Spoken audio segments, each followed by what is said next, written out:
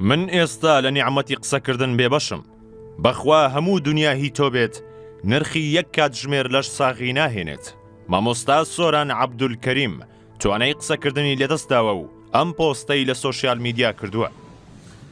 الحمد لله رب العالمين الرحمن الرحيم مالك يوم الدين.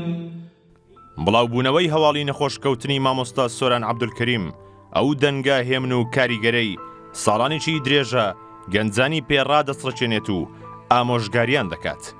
شەپۆلێک لە دڵتەنجی لە ناو موسڵماناندا دروست کردووە بەهۆی هەوکردن لە قورگ و دەنگەژەیەکانی. پزیشک بڕیاری داوە تا مانگێکی دیکە قسەکردن لە مامۆستا سۆران قەدەغە بکات و نابێت لەم ماوەیەدا دەنگەژەیەکانی ماندوو بکات.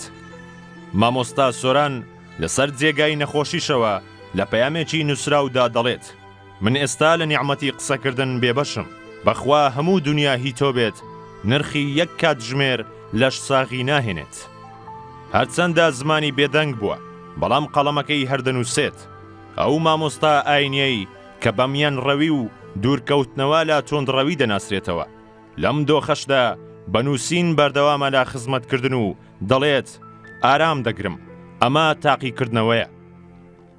لە ئێستادا هەمووان چاوەڕێی گەڕانەوەی ئەو دەنگە دەکەن کە هەمیشە داوای ئاشتی کۆمەڵایەتی و لێبوردەیی دەکرد. ئێمەش لە پایتەخت میدیا دوعای سەلامەتی و هیوای شیفای خێری بۆ دەخوازین.